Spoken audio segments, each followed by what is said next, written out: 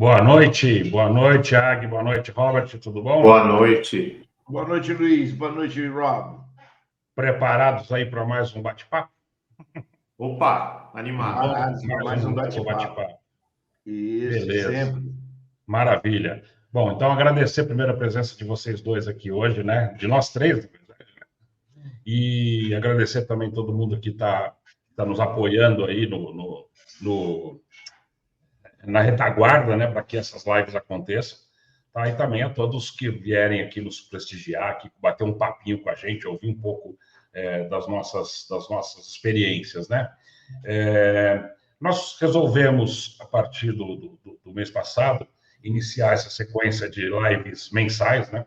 Ela irá acontecer uma vez por mês, né? Sempre mais ou menos nessa época, aí na segunda quinzena do mês, e sempre trará à mesa um assunto referente à gestão de contratos e terceiros, perfeito? Então, nós temos, obviamente, a nossa cadeia de valor, né, que acho que quase todos conhecem, nós abordamos ela de forma bem abrangente na nossa última live, que fica gravado aí no nosso canal, não só ela inteira, mas também os cortes, nós vamos soltando esses cortes durante o mês, você pode, desculpa, ir lá dar uma olhadinha no que aconteceu o mês passado, né? Ou já no que aconteceu nos meses anteriores, tá? E aí, daqui para frente, as nossas lives terão um tema específico. Hoje nós vamos falar aqui sobre confecção, construção do escopo e a visita técnica. Tá? Então, nós vamos comentar aqui os processos, vamos comentar aqui as dificuldades que nós encontramos na maioria das empresas que nós trabalhamos, como que o nosso modelo enxerga a melhor prática desses processos, né? E contar isso um pouquinho antes até do relacionamento de o que traz de dificuldade ou facilidade você ter um escopo melhor definido, né? Então, esse será o assunto de hoje. Vocês perguntem à vontade aí, nós tentaremos responder 100% das perguntas e comentários aqui ao vivo hoje ainda durante a live. Tá? Antes da gente entrar propriamente no assunto, eu queria pedir que vocês, se possível, se inscrevessem aqui no nosso canal, porque nós estamos preparando também para esse ano uma novidade, aí, algo que a gente quer trabalhar, criar uma comunidade aqui nesse canal do YouTube, né, para que nós possamos interagir de forma um pouco mais estreita, e não só numa live uma vez por mês, mas quase que diariamente, né, com os profissionais de gestão de contratos, né, ou que se interessam pelo assunto de gestão de contratos. E para que o YouTube nos libere a oportunidade de abrir essa comunidade, nós precisamos de 1.000 inscritos. Tá? A partir de 1.000 inscritos, nós conseguimos abrir essa comunidade aqui no YouTube. Peço esse helpzinho para vocês aí, para a gente poder chegar nessa marca, abrir essa comunidade e poder conversar com vocês de uma forma mais constante, né? Um pouco sobre... Então, voltamos ao tema aí. Vamos falar, então, hoje um pouco sobre esse conceito de construção de escopo, discussão dos cases e responder as perguntas. Para isso, o Robert trouxe para nós aqui alguns cases, né, que são, na verdade, alguns contratos que foram auditados por ele, né, e pela EQP, e nós vamos trazer, obviamente, não falando nome de ninguém, nem de pessoas, nem de empresa e nem de regiões, né, onde a empresa se localiza, mas vamos trazer aqui o contrato e os pontos que nós observamos aí de necessidade de melhoria e, obviamente, aquilo que ele trouxe de benefício assim que foi feito, né, sobre um olhar mais atualizado. Ag, quer comentar alguma coisa antes da gente passar a bola para o Robert aqui? Não, eu acho que essa ideia da gente fazer isso todo mês é boa. Isso vai trazer realmente para os nossos clientes muita informação importante. que muitas das empresas também nem sabem que precisam de um trabalho como esse que nós entregamos, né?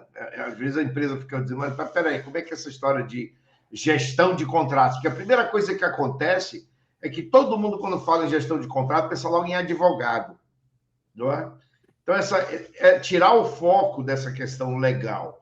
A EQP, na realidade, ela ajuda as empresas a gerenciar melhor os contratos de terceiros, né? Para poder ver quais são os gaps que estão aí existindo nessa questão, porque imagina você com empresas de 250, administrando 250 contratos de provedores. É um negócio muito complexo, tem nada a ver com o aspecto legal, se o contrato está bem escrito, não está bem escrito do ponto de vista legal, é muito mais o gerenciamento disso, que é importante que todo mundo saiba, e essa ideia da gente se encontrar uma vez por mês para fazer esse bate-papo, eu acho uma ideia sensacional, e isso vai ser muito bom, e não só os clientes nossos vão se beneficiar, muita gente vai se beneficiar para entender esse conceito, e aí nós vamos começar também a ter essa voz, né, dirigida ao mercado, a esse público. E lembra, é importante, Luiz, a gente falou da ideia de fazermos também esse bate-papo nosso internacional,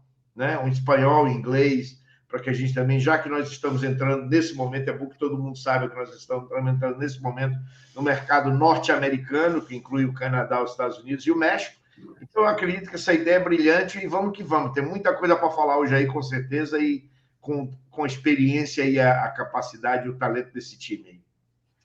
Maravilha, isso mesmo, Agui. Vamos aí, essa live mensal em inglês está no colo aí de vocês aí do time norte-americano de produzir. Estaremos lá com certeza como visitantes. Ok. Vamos lá, Robert?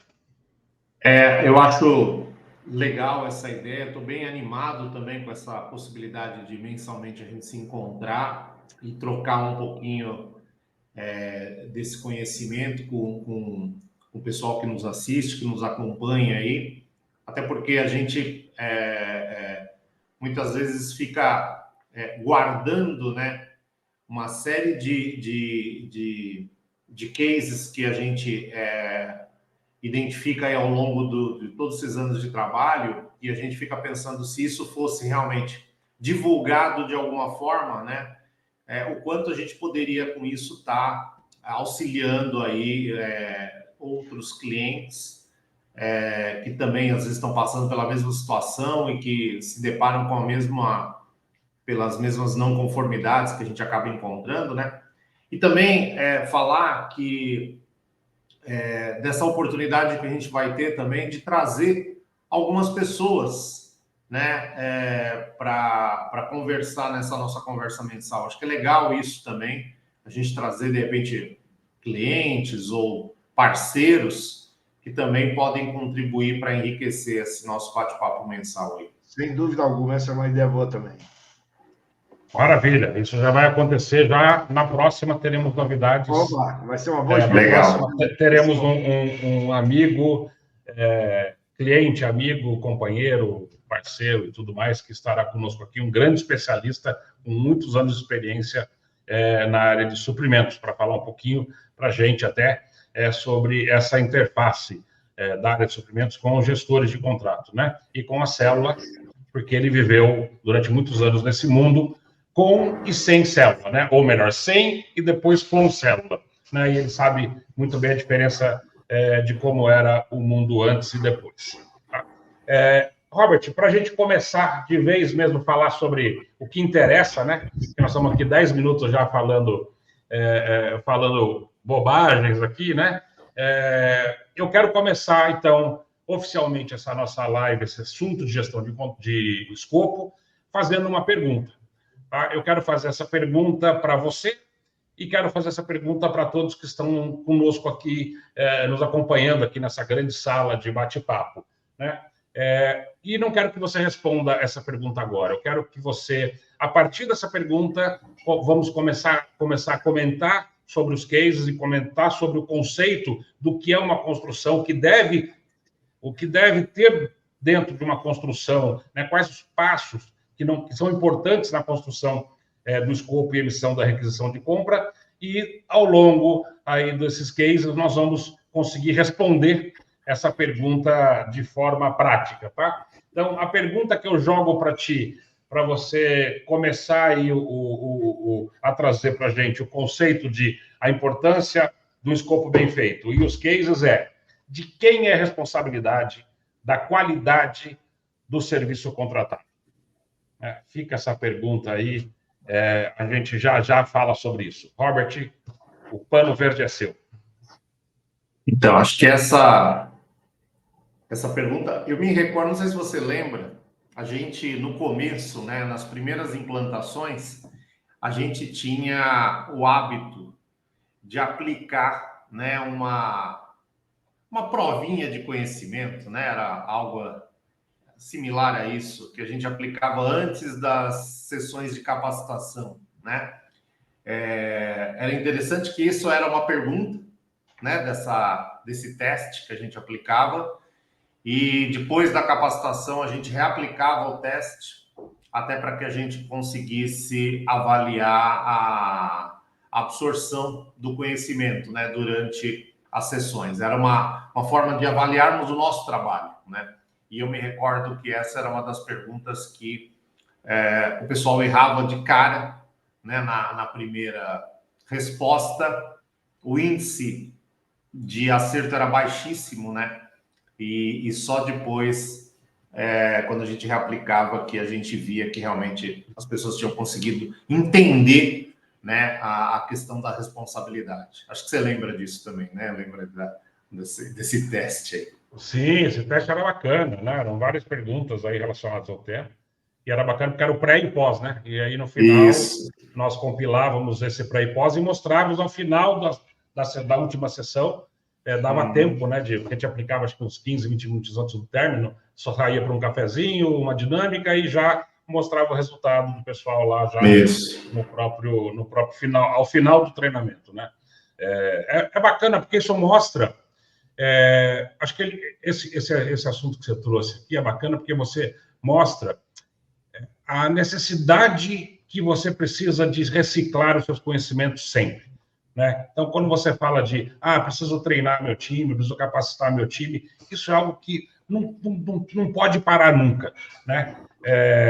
E o jeito que a pessoa respondeu ali, né, ou respondia na época, era como ela pensava, como ela acreditava realmente naquilo, né? Não era aquela resposta catedrática, né? Ela acreditava naquilo, ela fazia aquilo daquele jeito, né?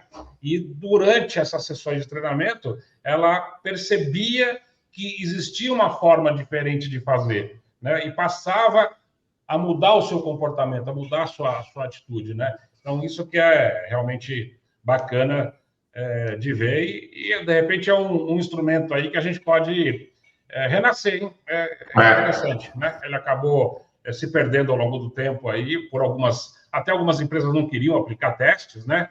Mas acho que de repente, sem colocar nome de ninguém, sem identificação nenhuma, só para avaliar o grupo, né? Acho que é algo que possamos retomar aí.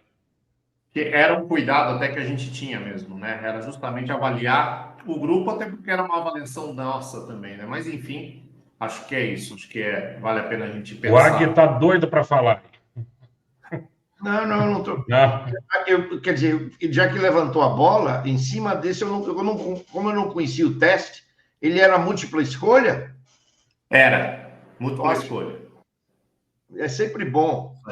É sempre bom aplicar um pré e um pós para ver a absorção do conhecimento que a gente passou. E eu sou totalmente favorável aos testes, principalmente de conhecimento, né? Isso, na realidade, é um teste mesmo para você avaliar o grau de absorção. Isso, era essa a ideia. Então, agora, não tem como não convencer também um cliente de que a importância disso. A gente tem que ser capaz de fazer isso aí. Mas vamos em frente.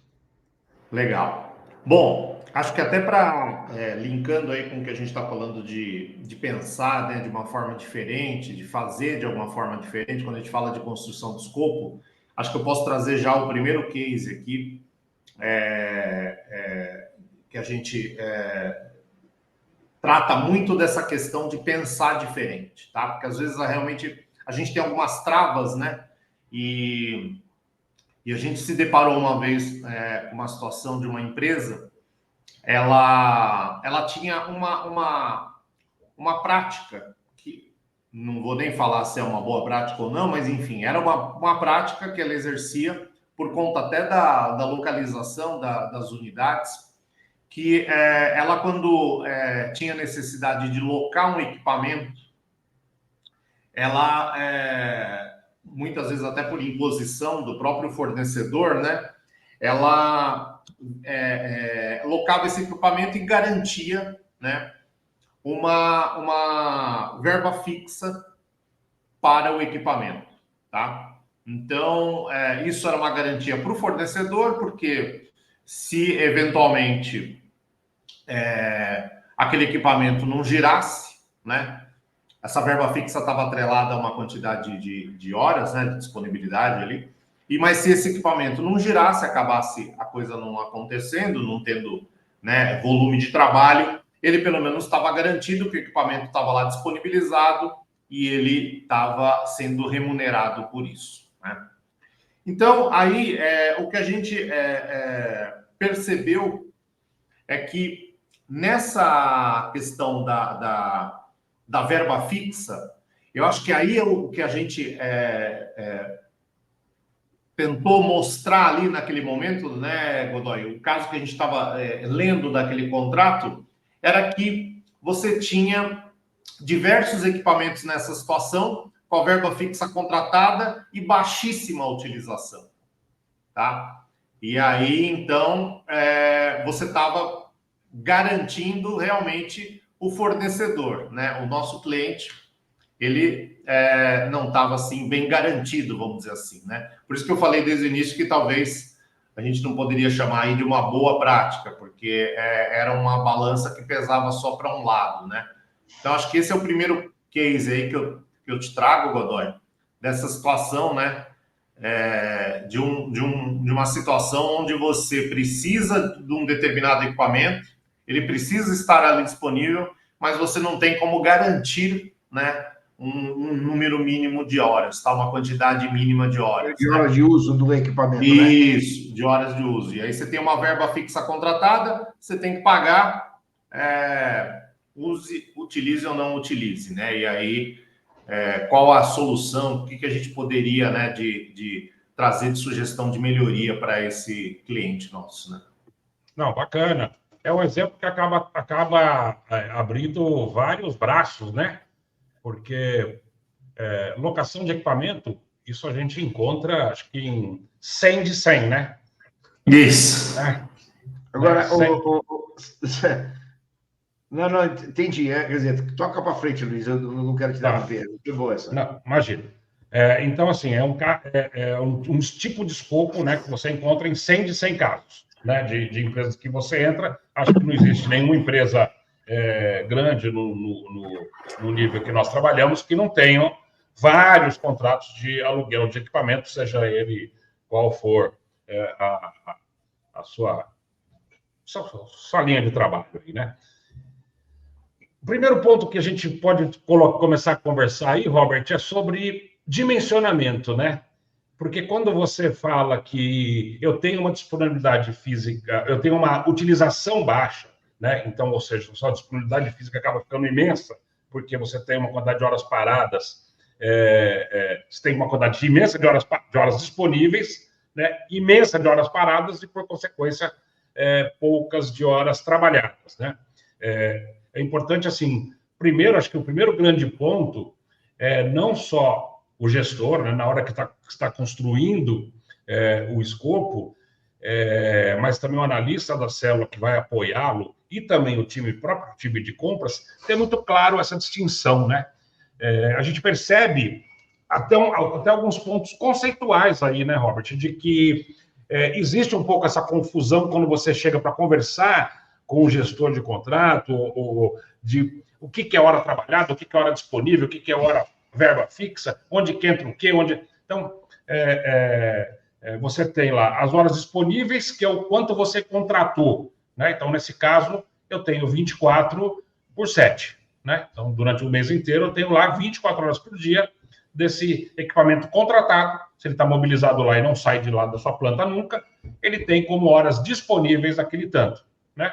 Aí você tem as suas horas paradas por alguns motivos. Né? Ela pode ser parada intencionalmente ou não intencionalmente, né? Por ociosidade. Esse intencional é manutenção preventiva, manutenção corretiva, manutenção preditiva, né? Deslocamento, abastecimento, enfim. Né? Você tem as paradas que são, vamos dizer assim, obrigatórias, são os pit stops. Né? Então, dessas horas de pit stops, você tem que descontar, porque ela não pode entrar no percentual aí que vai te trazer a disponibilidade física. Né? E o que sobra é efetivamente o que você tem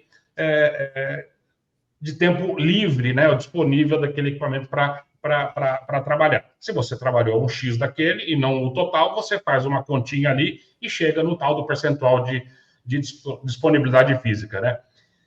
E é impressionante, cara, porque assim, o que a gente percebe, né, Robert, é que a gente não encontra, na hora da construção do escopo, um relatório de eficiência e de utilização de equipamentos, né? Porque aquele equipamento não nasceu aquele dia, né? Aquele contrato não nasceu aquele dia. Aquele contrato, ele é o segundo, terceiro, 10º, 20º contrato exatamente igual, né? De aluguel de equipamentos daquele tipo para fazer aquele tipo de serviço, né? E na hora da construção do escopo, percebe-se aquele famoso Ctrl-C, Ctrl-V, né? Pega o que estava lá atrás e traz aqui para dentro, para frente, né? Sem nenhum conceito de melhoria contínua, né? Mas também não é aplicado nenhum instrumento de análise dessa disciplina de física recente, né? Vamos dizer assim, né? Porque as coisas mudam muito, né? Então, o tipo de trabalho pode ser o mesmo, né? A demanda pode ser a mesma, mas os volumes podem ser alterados, né? Tanto para mais como para menos. Quando o volume é para mais, é fácil porque você tem o choro do outro lado, né? O russo levanta a bandeira lá e fala: você contratou um equipamento, só que não vai dar conta não, você precisa de 2. Né? Então, é fácil porque você tem do outro lado o russo com essa contrapartida de levantar essa bandeira para você. Agora, quando é para menos... Né? Ninguém levanta a bandeira. Não é nem questão de interesse ou falta de interesse, é até questão assim, de quase que ingerência. Né? Imagina assim, você alugou um carro da Movida, da Hertz aí da vida, né? Você alugou o carro para ficar uma semana. Não vai todo dia um cara da Hertz te ligar na sua casa ou bater na sua porta, perguntar: está usando, não está? Quantos quilômetros você andou hoje? E aí foi no mercado, não foi? O que você... o cara não está nem aí. Você alugou por aquele período lá e a utilização é sua responsabilidade. Né? Então, esse para menos aí fica sempre para o contratante. Né? O para mais, a contratada tem a bandeirinha para levantar. Né? Então, acho que o primeiro ponto aí disso a real, ou pelo menos a mais próxima, o mais próximo possível do número desse dimensionamento desse contrato que será iniciado, né? Que será contratado, né? O novo, né? Com base nesses instrumentos, né? Porque você tem isso, não tem quem, né, Robert? Não tem quem não tenha uma DF ou cálculos DF de um equipamento locado. Tá? Só que a gente nunca vê ele sendo usado na hora de construção do escopo. Eu acho que você matou na questão do dimensionamento. Aí é que está o ponto, né? Porque vamos agora voltar para o caso prático desse contrato, né? O que a gente percebeu lá na situação, né? O cliente tinha noção que a utilização seria baixa. É o que você acabou de falar. Claro, ele tinha esse conhecimento, né? Ele que é o demandante do serviço, ele sabia que a demanda ia ser baixa, né? Só que quando ele contratou a disponibilidade do equipamento, e aí a exigência ali da verba fixa, o fornecedor do lado dele, para se resguardar, pensou o seguinte: bom, eu não sei se você vai usar o tempo inteiro ou meio período. Eu não tenho essa informação, né? Quer dizer, você está me pedindo o equipamento para ficar aí disponível para você usar quando você tiver a necessidade. Eu tenho que fazer a conta. Se você usar durante o tempo todo, eu preciso ser remunerado por isso. É aí que está a mágica do negócio. Como ele não tinha essa informação, aí de novo o problema da construção do escopo, né? A informação não estava ali prevista, o demandante não deixou isso claro, apesar de ter o conhecimento, o contrato acabou saindo com uma verba fixa altíssima, né? Ou seja, porque o lado do fornecedor, e ele não estava errado, ele estava se garantindo. Vai que usa o tempo inteiro o equipamento, né? Então tem que prever isso, né? O custo disso tem que estar embutido ali, né? E quando a gente acabou percebendo que a oportunidade onde é que estava? Era em você amarrar isso numa verba fixa menor e pagar um variável, né? Ou seja, Sim. Beleza, olha, como o volume que a gente prevê de utilização não é full, né? Vamos fazer o seguinte, para que você também não tenha prejuízo, temos que ter aí um break-even, né? Vamos fazer o seguinte, vamos fazer uma conta aonde que está o teu break-even. Está aqui? Então essa é a verba fixa, né? A partir daqui, a gente começa a pagar um variável que te remunera aí nos custos variáveis para que você também não tenha prejuízo se a gente começa a utilizar além ali da nossa expectativa, né? Porque tem uma expectativa ali do cliente de utilizar, né? E assim que foi sugerido e que foi feito, né? E lembra, Paulo? Isso me lembra aquele cara que na hora que vai pagar a conta do hotel, o cara apresenta a fatura para ele e tem lá assim, $30, uso da... Como é que fala? Não é uso, $30, academia de ginástica. O cara falou, mas eu não usei a academia de ginástica. Bom, o senhor não usou porque eu não quis, mas estava disponível para o senhor aí, né? É assim mesmo, é por aí mesmo. É bem por aí ou não? É bem por aí. Mas vai lá, quer falar alguma Não, então, porque aí é um pouco acho que você tem aí esses levantamentos, esses estudos de utilização que você vai precisar. Claro que a gente entende o seguinte, se eu preciso de um equipamento 50% do meu tempo, né, eu não tenho como ficar carregando esse trambolho para cima e para baixo toda hora, né? Então, eu preciso dele disponível ali dentro da minha planta, certo? Então, por isso que você tem que pagar, e é bom você ter essa verba fixa. Mas essa verba fixa tem que garantir para o fornecedor a lucratividade daquele equipamento durante a hora parada. Somente isso, né? Isso é só para você... A verba fixa ela só tem que garantir isso, nada mais, né? Os custos de operação têm que todos estarem embutidos nas horas variáveis, né? Porque isso que aí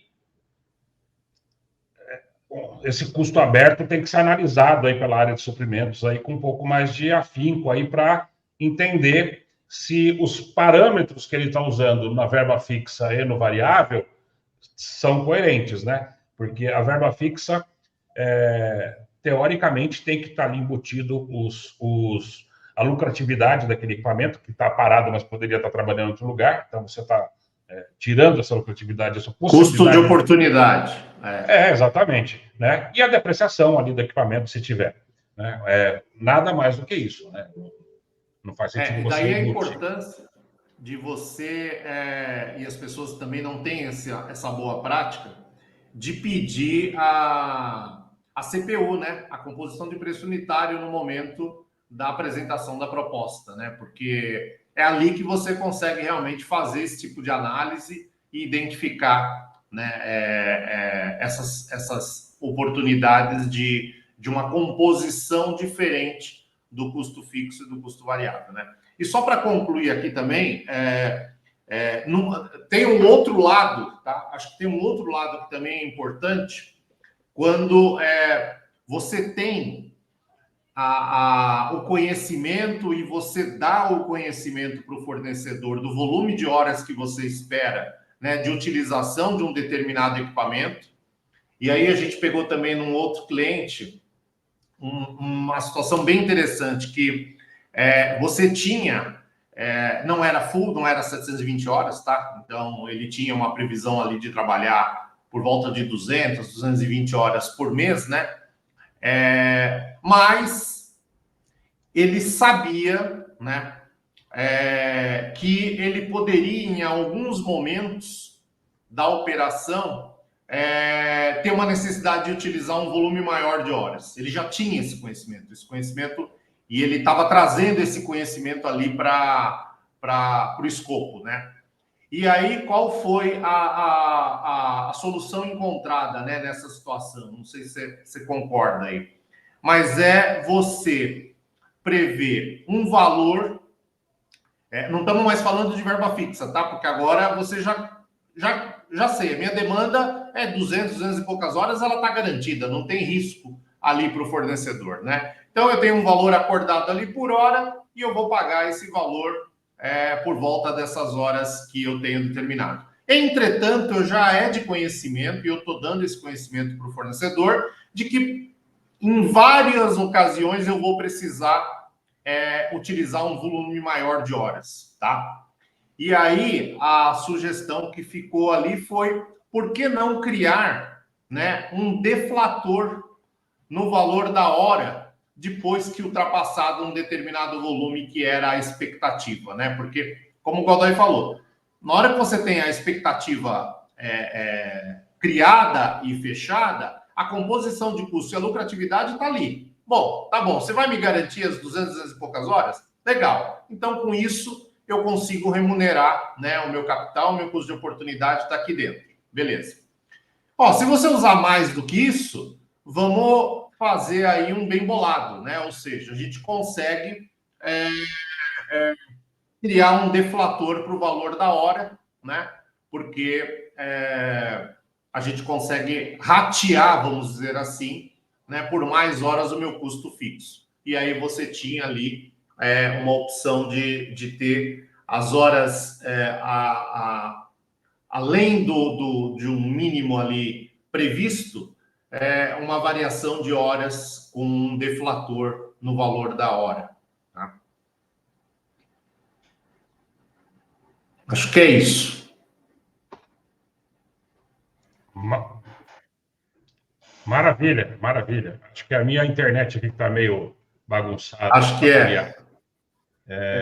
Você perdeu o foco.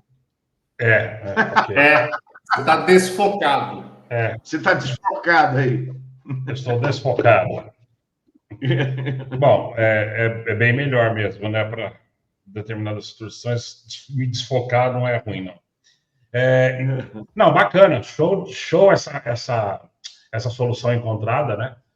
Mas é mais ou menos o conceito de você separar e ter claramente esse conceito de o que é cada tipo de hora, né? Que você tem de disponível naqueles equipamentos, né? Serve não só para isso, mas para alguns outras tantas coisas.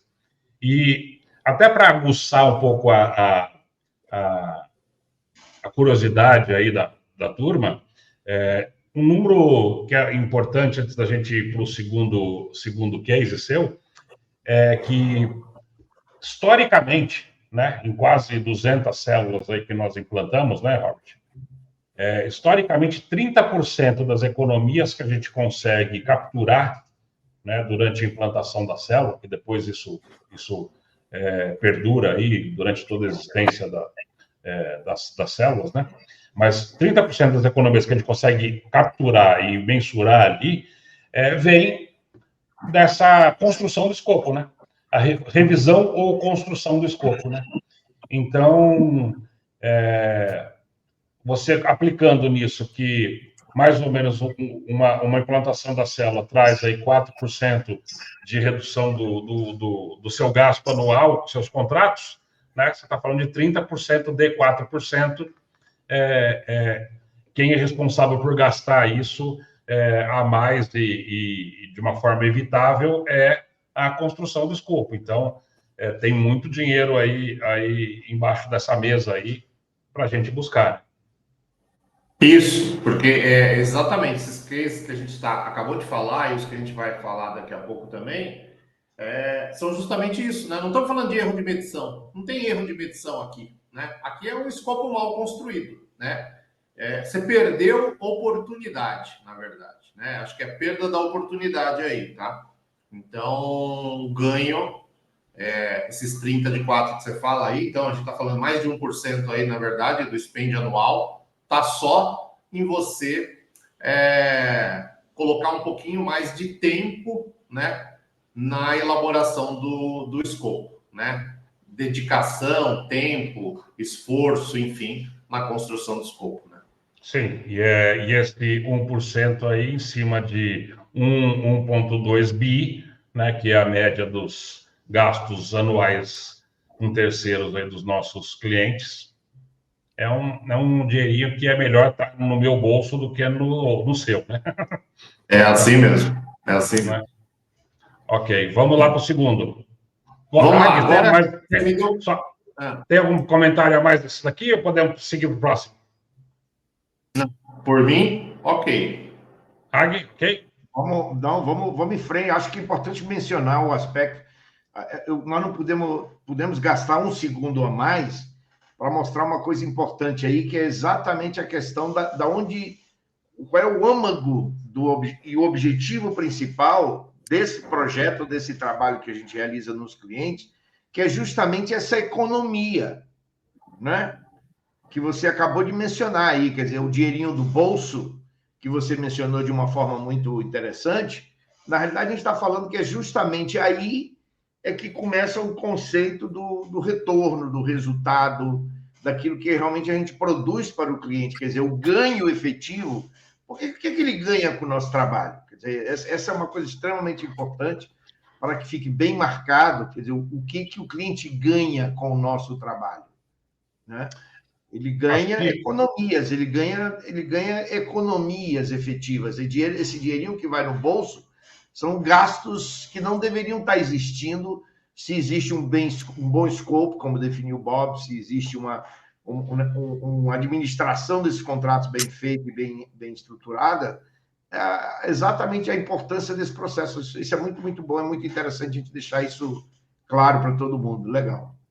Tá, até vou completar, que é um negócio bacana, que é assim, eu acho que a gente pode tentar usar a palavra magia, né? Da onde vem essa mágica, né? Desses números que nós falamos tanto sobre os nossos savings, né? As economias que a gente captura, né?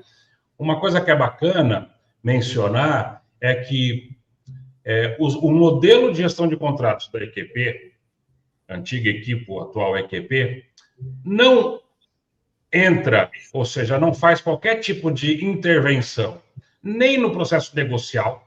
Então, nós não estamos falando aqui de ganho por redução comercial, tá? Redução de custos unitários, não fazemos isso. E o segundo ponto que é importante lidar é que nós também não entramos na parte técnica. Ou seja, se o gestor lá, o demandante, diz que eu preciso de uma caneta de ouro para escrever essa carta, será uma caneta de ouro para que ele vai ganhar, entendeu? Nós não vamos entrar aqui numa discussão de qual a necessidade técnica daquilo. O gestor tem total e plena capacitação técnica para saber escrever o escopo técnico, né? Então, assim, quando você fala que você economiza até 4% em média aí, do spend anual dos nossos clientes, você está falando de alguns pequenos desvios gerenciais, né? Então, é você trabalhar processo, você trabalhar capacitação, você trabalhar fluxo, né? É você trabalhar governança, você trabalhar compliance. Então, é você aplicar uma série de itens administrativos, né? Para enriquecer e fortalecer esse processo como um todo. Então, suprimentos batalha ali pelos 3% dele lá negocial, né, que como meta mínima aí, muitas vezes atingido muito mais do que isso, mas ele batalha pelo saving dele. Eu acho que o área técnica tem que batalhar pelo saving dele também, buscando inovações tecnológicas, uma forma diferente de fazer, né, inteligências novas aí, fornecedores novos que trazem também avanços. E o nosso caso, o nosso bloco que sobra é justamente essa reorganização administrativa que faz com que esse dinheirinho aí apareça, né? Então, nós estamos falando de correção de desvios, excluindo parte técnica e excluindo parte comercial. Perfeito. Acho que tem... Bom, é isso aí. Peraí, tem uma pergunta aqui. Algum curso disponível? Alguém perguntou se tem algum curso disponível para a utilização da plataforma CIGEC, que é o nosso sistema, né? E como melhor utilizar a ferramenta de trabalho, é uma empresa que implementou recentemente. Robert, vou deixar contigo aí. a gente não tem nenhum curso específico voltado para isso, né? O que acontece é que no momento da implantação, né, da ferramenta, nós disponibilizamos toda um time, né, de implantação que acompanha e capacita os usuários da ferramenta.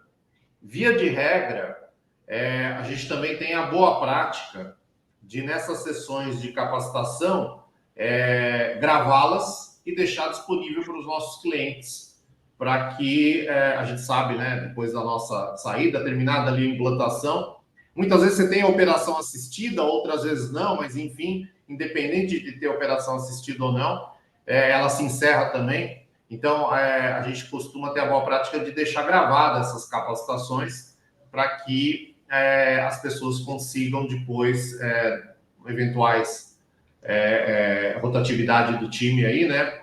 Essas pessoas tenham acesso a esse material de capacitação da ferramenta, tá? De qualquer forma, claro, se houver interesse, aí acho que tem que procurar o seu gestor, né? E, se for o caso, pode demandar aí um treinamento extra, tá? Uma capacitação extra. Sim, um extra. Até por vídeo, se for o caso, a gente faz. Sim, não por vídeo, via de regra por vídeo mesmo, remoto. Legal. Maravilha. Bom, essa nossa conversa deu gancho para dois outros cases, tá? Poderia falar um pouco a gente falou de disponibilidade física, poderia entrar nessa, mas eu acho que eu vou falar de dois casos que são mais rápidos. Disponibilidade física talvez a gente tome um pouquinho mais de tempo. Pegando outro gancho que você falou do ganho, né? Da oportunidade que a gente deixa passar na hora de construir o escopo, né? Eu tenho dois casos aqui que tratam de transporte de funcionário. Né? Via de regra também, toda empresa que a gente entra, você tem lá aqueles contratos de transporte de funcionário, né? São os fretados. E a gente pegou uma vez uma situação, um cliente, onde ele tinha previsto uma cláusula de reajuste no transporte de funcionário, tá? Então, você olhava lá o contrato e tinha uma cláusula que dizia o seguinte: olha, se o diesel variar acima de 10%, aplica-se imediatamente, né, o reajuste dentro de uma fórmula paramétrica que era 40% da composição do custo lá da verba do transporte era vinculada ao custo do diesel. Então, você aplica, né, essa variação em cima desse percentual dos 40% aí, tá? Então, essa foi a situação que a gente se deparou, o contrato estava escrito dessa forma, e qual que foi o ponto, né? De novo, o contrato está assinado, é a regra, é aquilo que tem que prevalecer, né? A gente preza muito por isso. Mas qual foi o ponto? Justamente no momento que a gente estava fazendo o diagnóstico nesse cliente, a gente estava passando por uma fase de baixa do valor do combustível, né? A gente estava numa época onde o mercado estava favorável, né, para o consumidor, e o custo do combustível ele vinha caindo, ele vinha numa decrescente aí já há vários meses, né? Uma coisa que talvez, claro, a gente não está acostumado, a gente está sempre acostumado a ver, né, variações para cima, mas nessa situação a gente tinha a variação para baixo. Essa foi a situação, Godoy. Tá.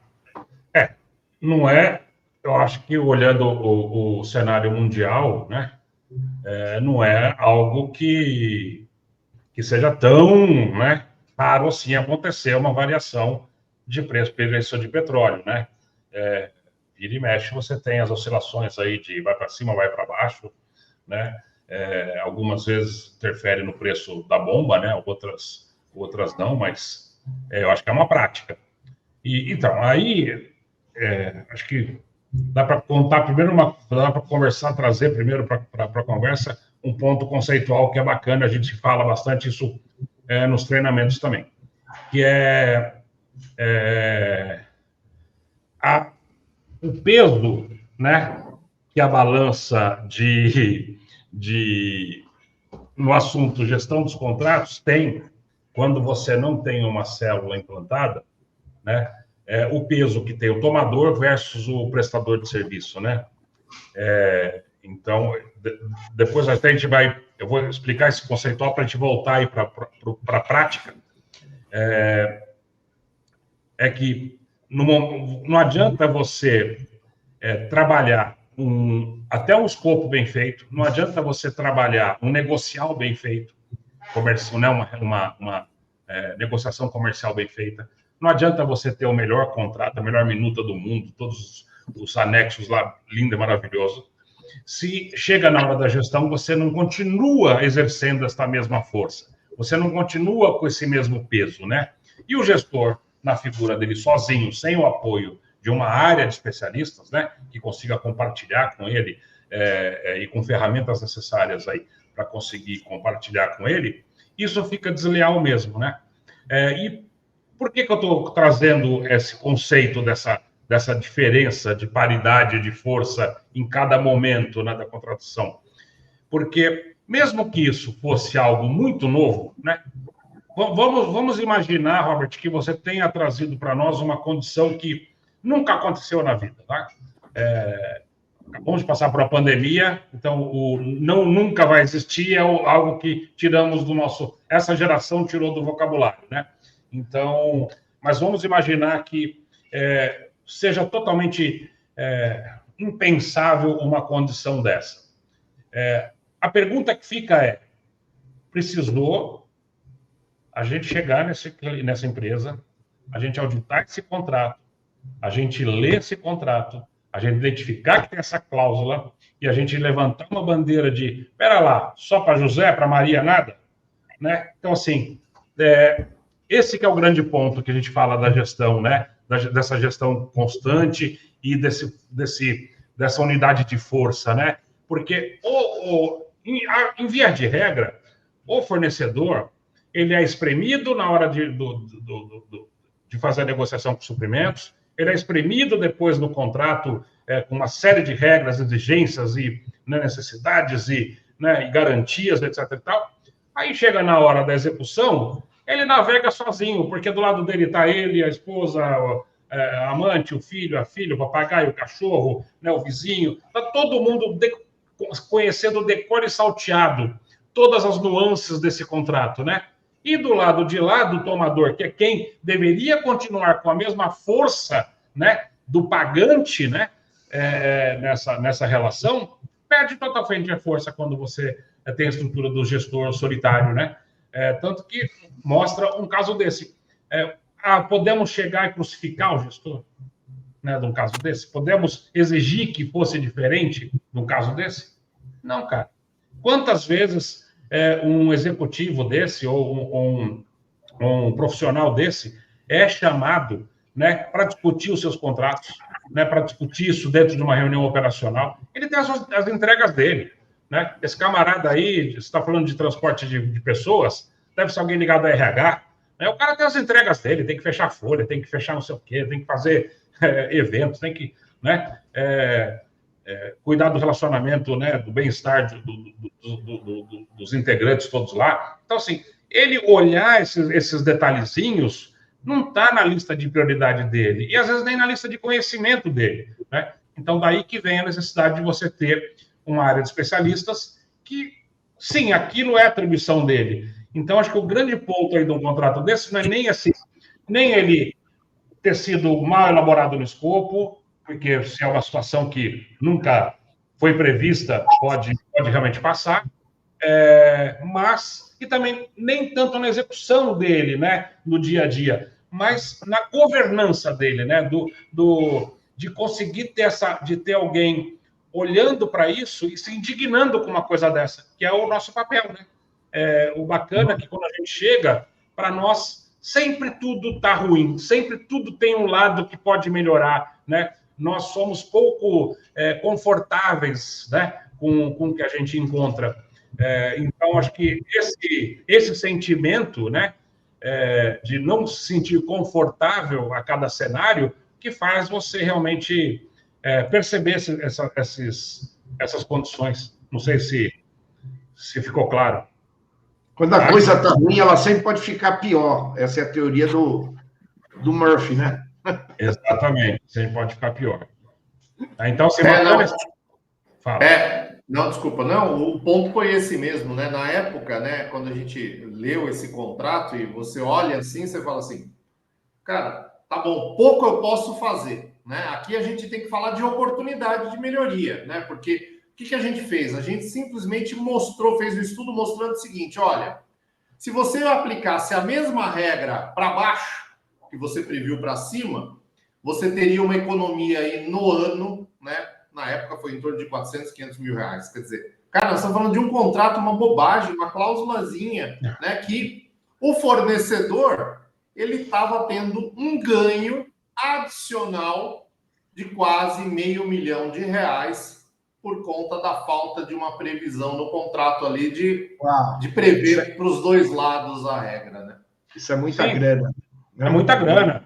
E aí é o lance do que a gente falou de quem levanta a bandeira, né? Se fosse ao contrário, né, o fornecedor ali, com toda a estrutura que ele tem de controle, né, da execução daquele contrato, ele seria o primeiro a bater na sua porta e falar, não interessa se está escrito no contrato ou não está, eu preciso da gente. Verdade. Só que existe uma cláusula em todo o contrato, que independente se está escrito ou não correções, que diz sobre o balanceamento financeiro do contrato, ou melhor, o desbalanceamento financeiro, né? Ou seja, se alguma parte se sentir prejudicada por circunstâncias que não fazem parte da gerência delas, né? O caso, o preço internacional do petróleo é um deles, né?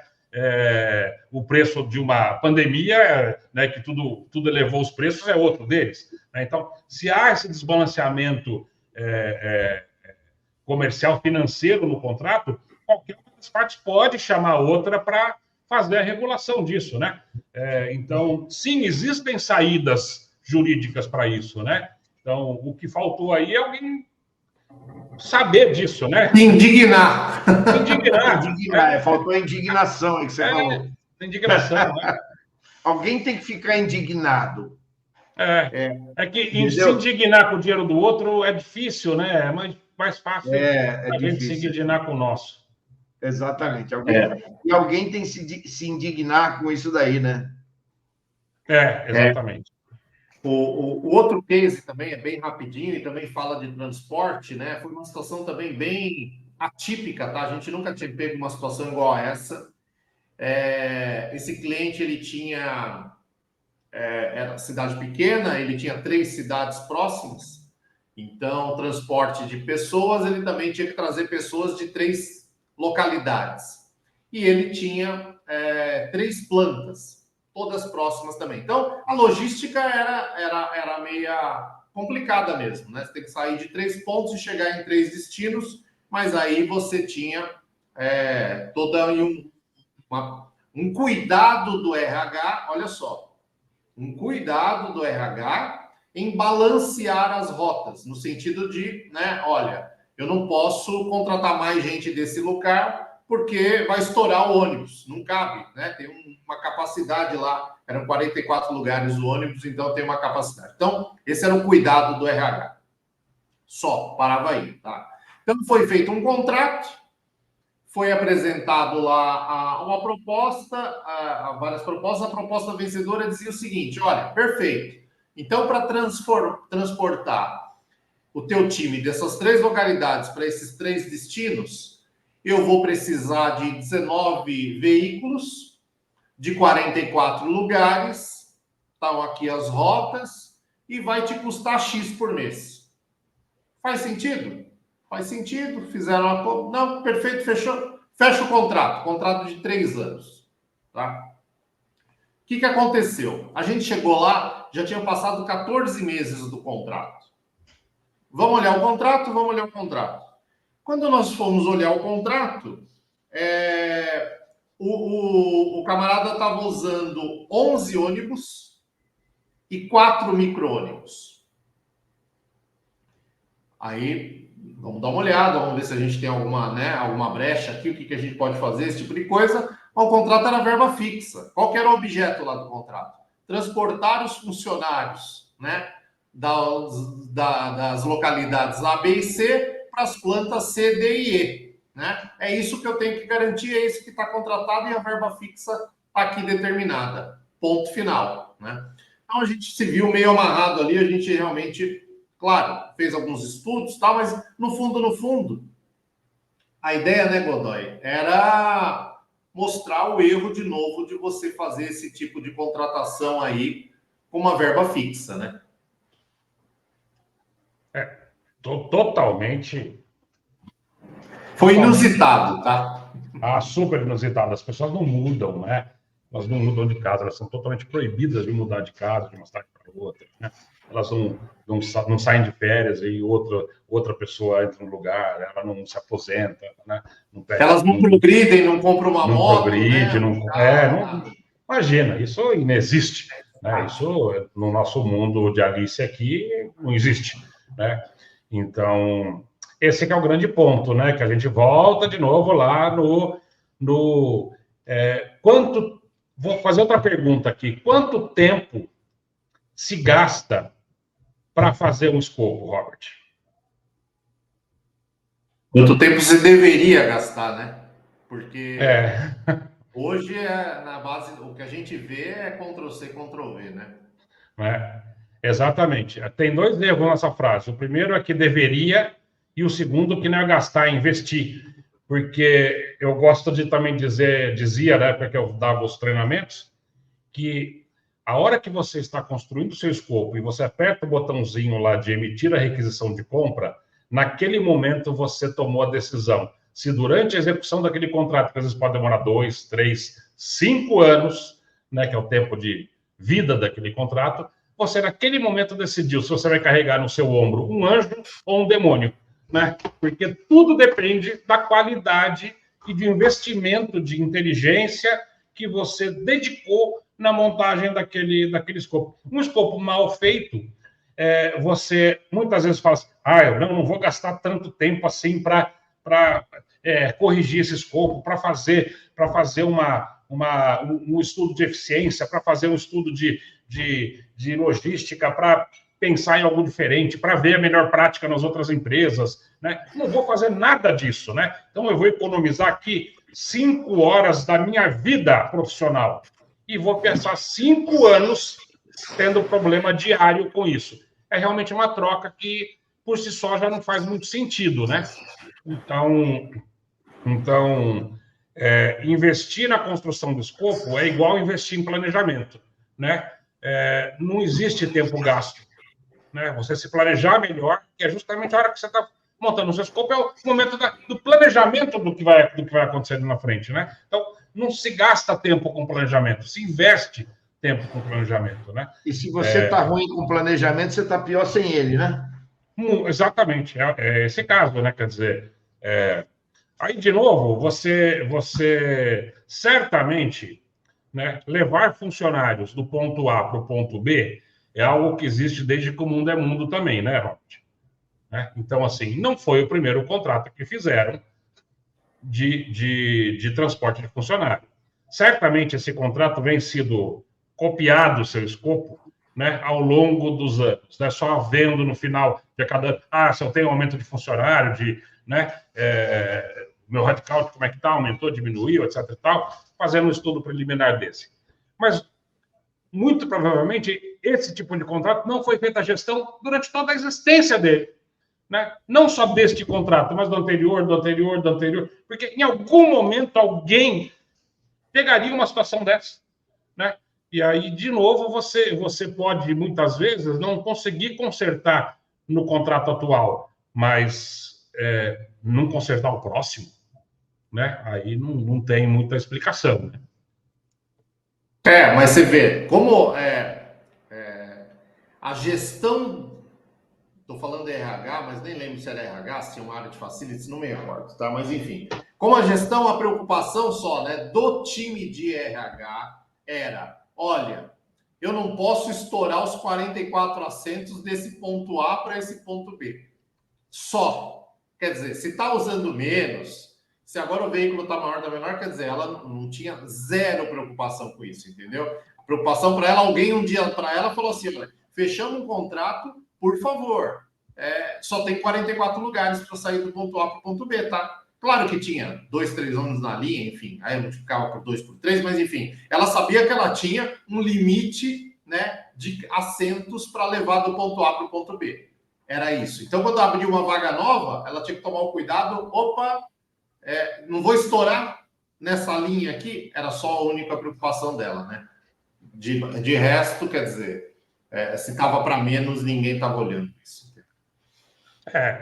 Mas esse é um ponto que na maioria dos contratos que você encontra com clientes internos, existe isso, né? Por exemplo, uma área de transporte. Se eu tenho que atender 100 clientes internos com locação de veículo, qual o melhor dos mundos para mim? Eu alugo 100 carros, dou um para cada um e tá todo mundo feliz, né? Esse é o melhor dos mundos, né? Então, assim, só que é o melhor a se fazer, né? É o mais eficiente, é o mais eficaz pelo olhar da companhia a se fazer? Não, né? Você tem que criar um pool de veículo, né? Controlar a utilização dele, criar regras de quem pode, quem não pode, para onde vai o veículo A ou B, lotação e tudo mais. Então, dá trabalho? Dá trabalho, mas para isso que estão ali, né? Então tudo isso faz parte do processo de gestão, né? Perfeito. Lembrei daquele caso que a gente até comentou da última vez, é justamente isso, né? Aquele caso do contrato de veículos leves, né? Que você tinha que ter lá os veículos, né, disponíveis lá e tinha uma verba fixa e ninguém olhava, ninguém estava olhando, né, quanto se gastava de manutenção por mês, né?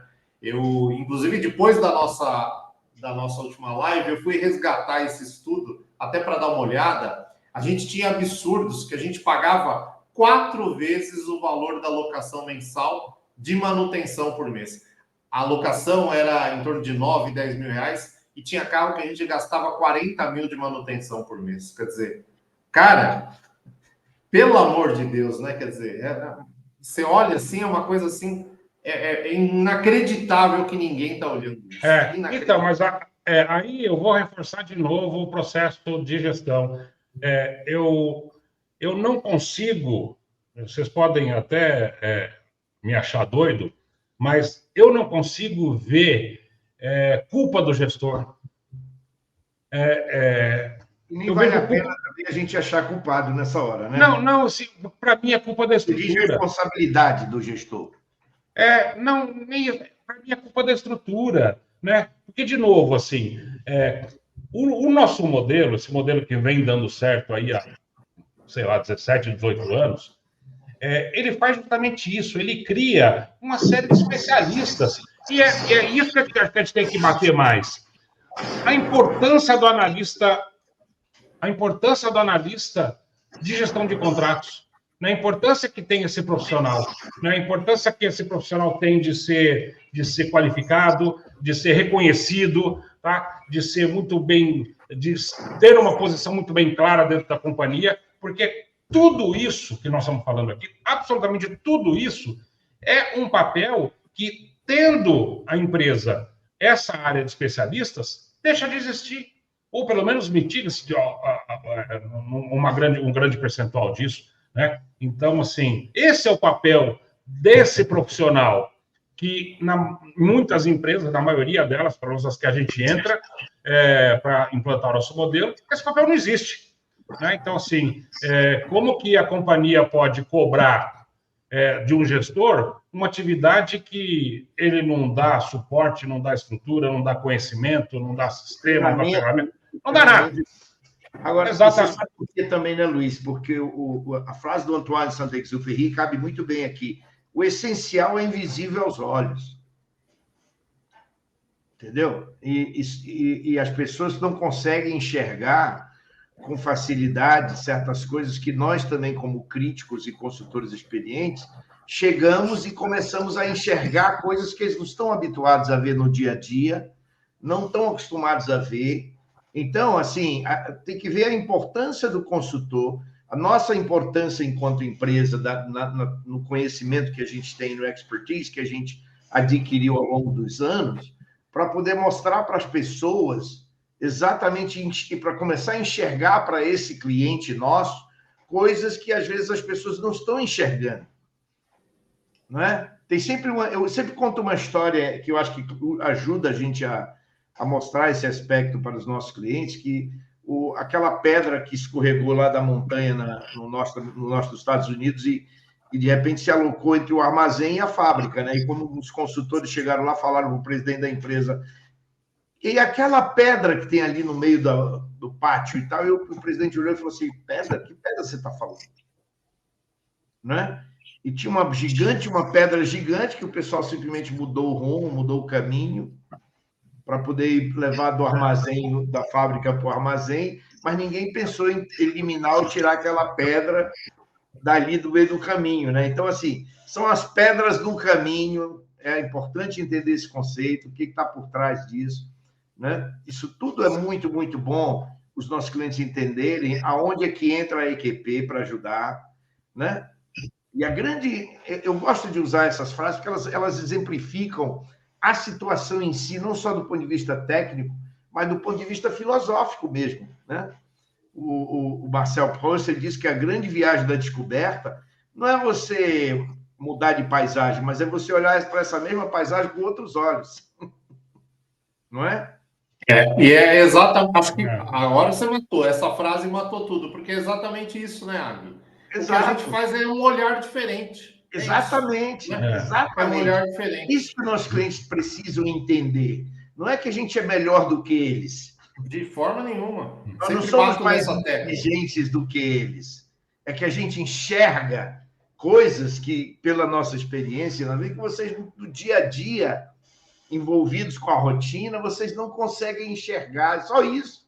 Mas então, aí é que está o ponto, né, que a gente bate bastante, o Godoy bate bastante, da questão da importância de ter um time de especialistas, né? Por quê? É o foco, né? É o foco, né? Então, eu uso bastante essa frase que você falou, tá? Nós não somos mais inteligentes que ninguém, de forma nenhuma. É que o nosso foco está nisso. Então, quando você cria dentro de uma área, dentro de uma empresa, desculpa, um time de especialistas, né? Com esse foco, claro que tem uma capacitação, tem tudo uma metodologia por trás, mas acho que o ponto mais importante não é isso. É o foco. Essas pessoas vão ter foco em buscar, né, identificar oportunidades ou não conformidades. É só isso, né? Cada um no seu quadrado. E o quadrado desse time é esse, entendeu? Então, acho que é aí que a gente realmente faz a diferença, tá? E o grande exemplo, Bob, que você levantou também, que faz sentido pra caramba, isso a gente fez esse exercício prático na Pan American International Flight Academy, é que o cara que nunca pilotou um avião, quando ele é bem direcionado, ele consegue pousar um avião sem nunca ter pilotado um avião antes na vida. Isso, perfeito. Ele é bem treinado, ele é bem direcionado. Nós fizemos esse exercício lá e ficou provado que o cara que nunca pilotou um avião na vida, ele conseguiu pousar um avião em Miami, orientado por um piloto experiente. Né? Eu acho que isso daí significa muito disso que você falou.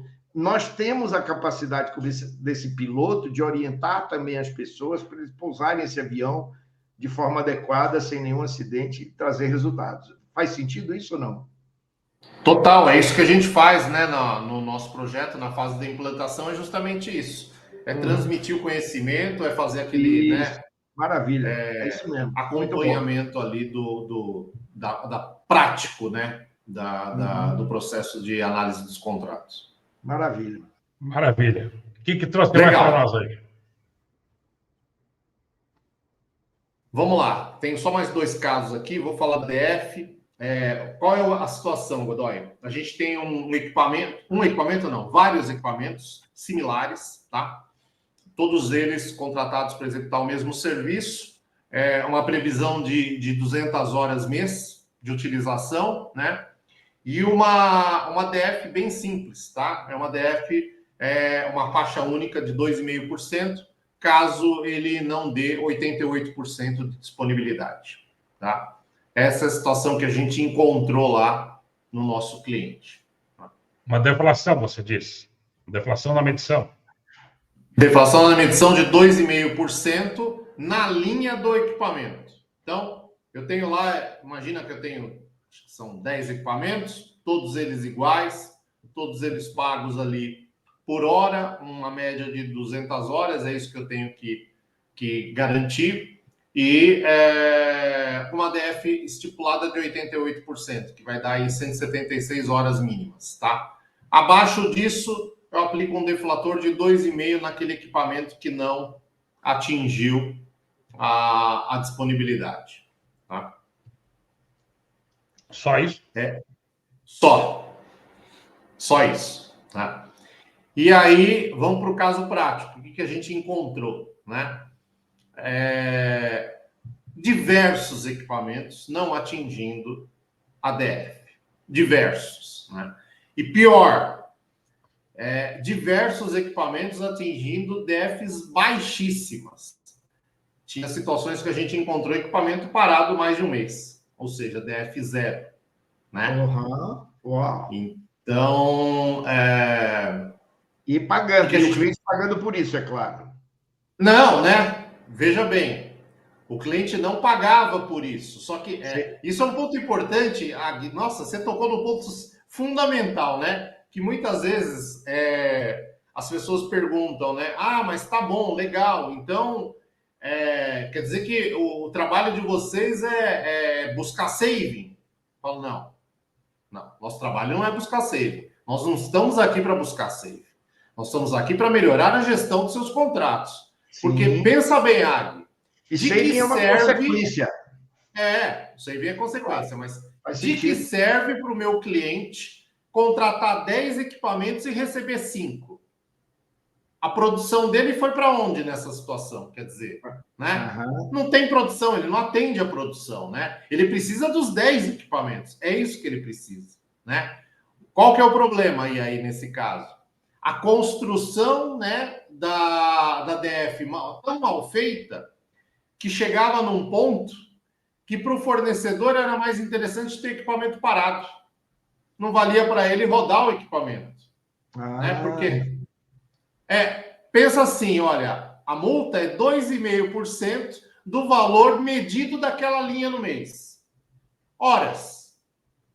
Se eu estou com o equipamento parado, é melhor deixar ele parado. Eu não pago multa. Minha multa é 0. Né?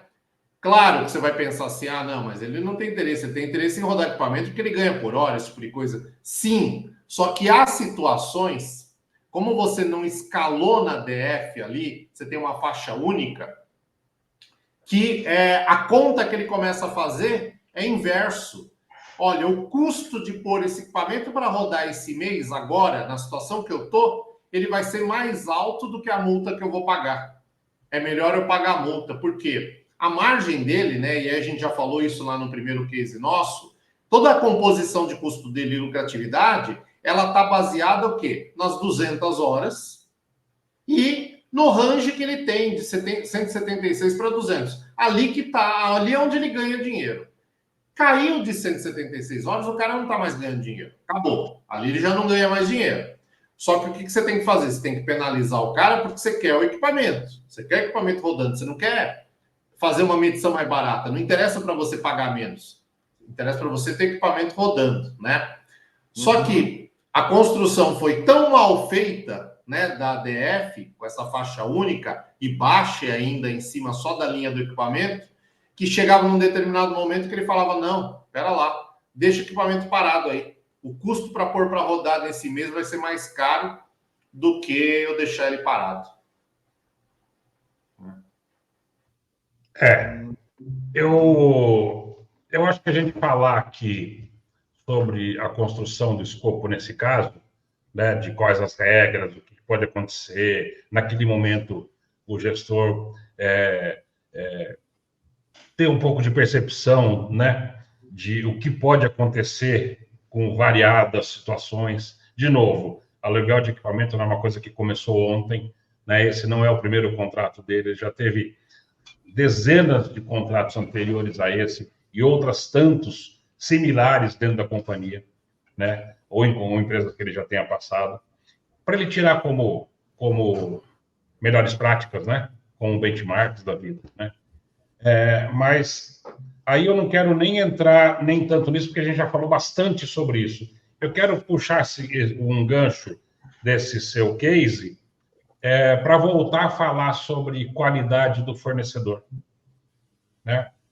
Porque a partir do momento que você tem um escopo desse que fica meio nebuloso aí, né, sua operação, e você cria rotas de fuga para o fornecedor aumentar a sua lucratividade, sendo esperto, né? Você entra um pouco na qualidade daquele fornecedor, né? Na qualidade daquela relação, né?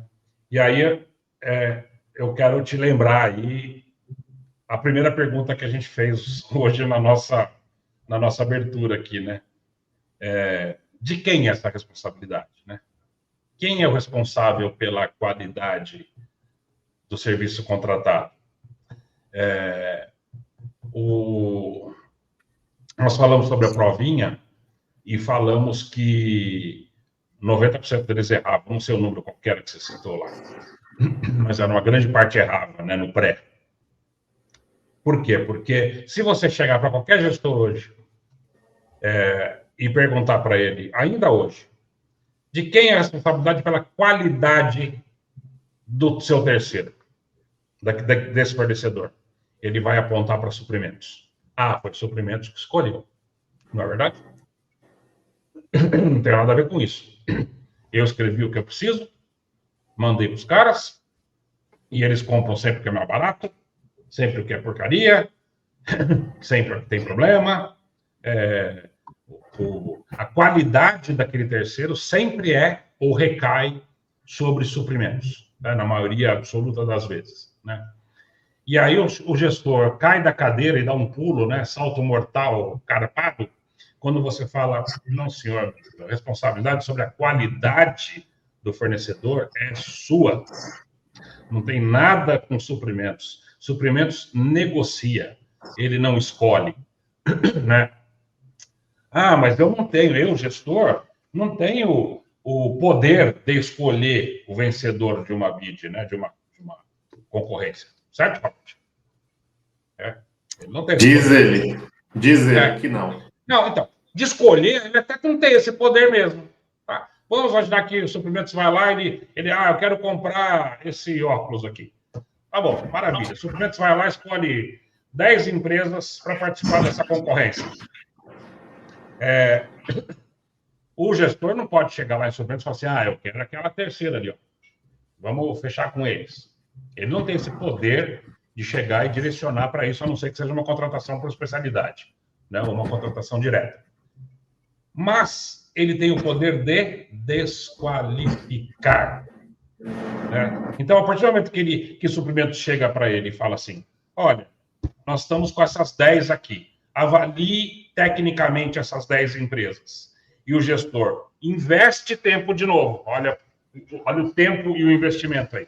Investe tempo de novo, olhando aquilo com cuidado, pesquisando aquelas 10 empresas e voltando para suprimentos com a informação de que, olha, das 10 que você trouxe, essas 3 aqui não têm capacidade técnica para nos atender. Tá? Então, eu não posso escolher qual das 7 que sobraram que vai ser contratada, mas eu posso definir que essas 3 não serão. Eu posso desqualificar. Então, a partir do momento que eu tenho o poder, não de escolha, mas eu tenho o poder de desclassificar uma empresa, a qualidade é responsabilidade minha. Porque você está dizendo para suprimentos que as outras 7 são capazes, né, de atender a minha demanda. Perfeito? E aí a gente entra num outro ponto, que é o finalzinho desse processo de elaboração de escopo, que é importante citar aqui também, que é a importância da visita técnica, justamente para fazer isso, né?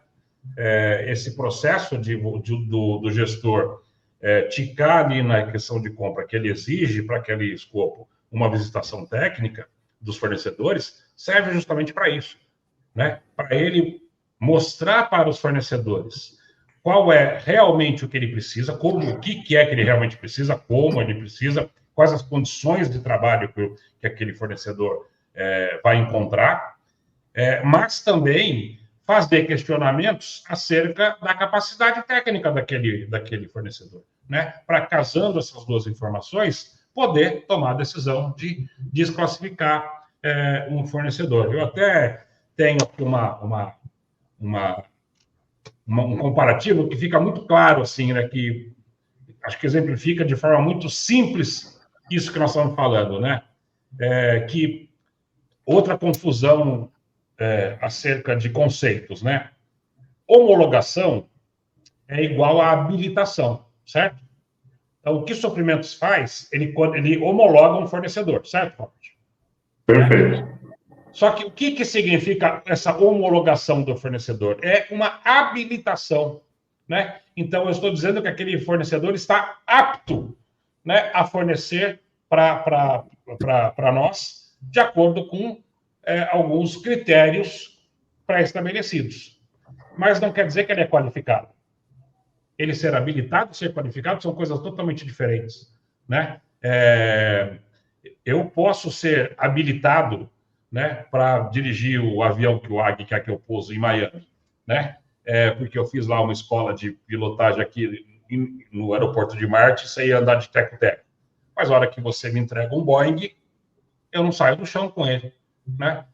Então, eu sou habilitado? Sou habilitado. Sou qualificado? Não sou qualificado, né?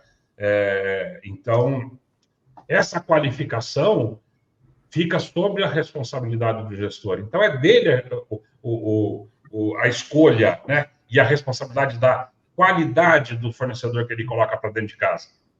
Então, usando essa mesma analogia, o maior desafio nesse nosso caso aí não é nem o cara sair do chão, é ele saber pousar aquilo, né? No lugar certo, né? No lugar certo e salvar a vida, porque o avião está cheio de gente. Exatamente. Mas é bem isso, cara. Então, assim, eu lembro a primeira vez que eu tive que viajar com puxando uma carretinha com 2 motos atrás. Eu me acho um cara que dirijo bem, né? Sempre gostei de carro, etc e tal. A primeira vez que eu peguei uma estrada puxando uma carreta, eu me senti um jumento, né? Você perde totalmente a noção de espaço, numa ultrapassagem, de velocidade, rapaz, é outra dinâmica, né? Para você entrar num posto de gasolina, para você dar uma ré, então, é outra dinâmica, né? E é justamente um exemplo que pode parecer bobo, mas encaixa muito bem aqui, né? Mostra que eu estar habilitado, né, não significa que eu estou qualificado para aquilo, né? Eu poderia ali vender meu serviço de puxador de carreta de jeito nenhum, entendeu? Né? Apesar de eu ter habilitação e poder fazer isso, né? Então, acho que esse que é o ponto que a gente tem que bater muito no gestor nessa hora, e também, de novo, recaio aí na história da importância dos analistas aí da célula, né, dos especialistas em gestão de contratos, de eles ficarem com essa governança de instigar o gestor a isso, né? De ficar, na hora da montagem do escopo lá, olha, lembra que é tu, hein? Lá na frente não adianta reclamar. Lembra que é tu, faz direito aí porque é tu. Entendeu? Então,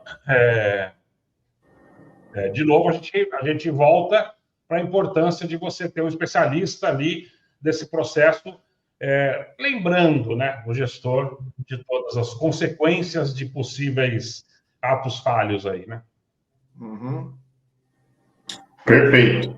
Tanto que no nosso processo de acompanhamento da contratação, que faz parte lá da nossa cadeia de valor, né? A gente tem justamente uma etapa lá onde a célula ela participa junto com o gestor da análise das propostas técnicas, né? Não que a gente tenha capacitação técnica para isso, como o Godoy disse, zero, nenhuma. Mas é lembrando ali o gestor, né, de que, olha, agora está na hora de você parar, né, e investir um tempo em analisar essas propostas técnicas. Por isso, o acompanhamento da célula, né, que é para garantir que o gestor realmente não faça a coisa de forma automática, que ele efetivamente analise as propostas técnicas que vêm à mesa, né?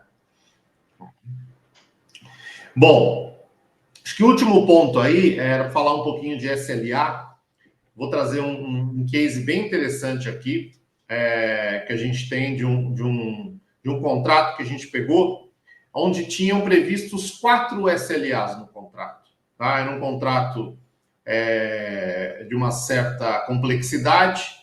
Devido à complexidade, ele tinha ali diversos SLAs previstos, era realmente necessário. E então, nesse caso, a gente encontrou lá 4 SLAs. E um primeiro ponto que chamou a atenção nossa é que as penalizações previstas no SLA, todas elas eram vinculadas ao valor da medição mensal do contrato. Então, só guarda essa informação. O que é o SLA, Bob? O SLA é um acordo de nível de serviço, né? Então, quando eu tenho algum contrato que tem uma certa criticidade para a minha operação, né? O que é interessante a gente fazer? Estipular a qualidade e uma forma de acompanhar a qualidade dos serviços prestados, tá? Por quê? Porque se ele fugir de algumas premissas, se ele fugir de alguns parâmetros que a gente estabelece, a gente tem que imediatamente, claro, através de acompanhamento, o SLA ele tem que ser acompanhado ali no dia a dia, tá? A gente tem que imediatamente alertar, né, o fornecedor que ele está fugindo do acordo de serviço contratado, para que ele imediatamente faça a correção. E aí a forma, né, de você pressionar esse fornecedor é vinculando o SLA a algumas penalizações. Ou seja, olha, no exemplo aqui dado, né, que a gente vai falar agora, você tinha uma expectativa de sempre ter 100% de atendimento de um determinado serviço. No caso aqui, o serviço era de uma alimentação, então você tinha alguns equipamentos que tinham que alimentar uma planta. Então, você tinha que garantir que essa planta estivesse sempre alimentada, porque senão essa planta parava ou perdia a produção, né? Então, você tinha um volume ali, hora estipulado, e você tinha que garantir, no mínimo, aquele volume hora estipulado. Então, aquele volume hora estipulado era o 100%. Não pode ser nada abaixo disso. Tá? Qualquer coisa abaixo disso, você está prejudicando a minha produção. Então, tem que ser isso. O que acontece? Então, você tinha aí 4 SLAs nesse contrato e você tinha lá umas regras das penalizações. Olha, de 90% a 100%, penalizo 1% do valor da medição total do contrato. De 80% a 90%, te penalizo com 2% do valor total da medição do contrato. E se for abaixo de 80%, te penalizo com 5% do valor da medição total do contrato. Tá? Então, era rígido, o negócio era bem rígido.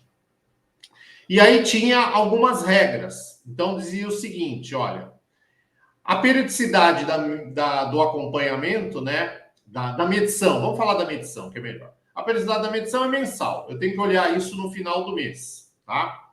Mas eu tenho que acompanhar, a apuração ela tem que ser diária. Bom, então se eu tenho um volume por hora estipulado, o que a gente entende? Que, ok, fecha 24 horas, faz uma média e você tem que garantir no mínimo aquela carga horária estipulada. Perfeito. Quando você fecha o mês, o contrato diz o seguinte, olha, se você não cumprir no período de um mês 5 dias contínuos ou alternados, essa garantia mínima, então eu vou te penalizar. Tá? O que a gente percebeu? A redação do SLA, como é que ela estava feita, né? Ela dizia o seguinte: não cumprimento no período acumulado de 5 dias contínuos ou alternados, onde a alimentação direta diária seja entre 90% e 100%, ou 80% a 90%, ou menor de 80%. Então, você tinha as 3 faixas, tá? O que acontece na hora que a gente, né, começa a discutir? Levei esse tema, eu lembro que eu levei até para o Godoy, a gente fez uma vídeo, porque era bem complexo a redação desse SLA. Até participou o nosso gerente na época do diagnóstico. E a gente apresentou para o Godoy, eu lembro que o Godoy ficou com o SLA na tela e ficou mudo. Chegou um determinado momento, não sei se você lembra, Godoy, até o gerente virou e falou assim: Godoy, você está aí? Aí o Godoy falou: não, aqui eu tô, mas é que eu já estou viajando tentando interpretar essa cláusula. Aí o Godoy veio para mim e falou assim: como é que vocês estão interpretando? Aí eu apresentei minha ideia. Falei: olha, Godoy, o que eu imagino aqui, cara, que é o seguinte: vamos ter que fazer uma média. Vamos ter que pegar dia a dia, apurar qual o percentual que ele alcançou. Claro que a gente não pode fazer média de percentual, mas a gente pega os números absolutos e tira a média no final dos 30 dias e diz: olha, esse mês ele ficou com 92%. E vamos na faixa do 1. Esse mês ele ficou com 86%. Vamos na faixa da penalização de 2. E assim por diante. Aí o Godoy falou: eu penso que não. Não é isso que está dizendo. Né? Da forma como está redigido aí, está dizendo o seguinte: olha, se você tiver acumulado mais de 5 dias em qualquer das faixas, aplica-se a penalização. Significa dizer que eu tinha um determinado mês lá que tinha sido muito ruim, tá? A execução do serviço. E eu tinha mais de 5 dias entre 90% e 100%. Eu tinha mais de 5 dias entre 80% e 90%. E eu tinha mais de 5 dias abaixo de 80%. Então, em 30 dias, eu conseguia cobrir todas as faixas.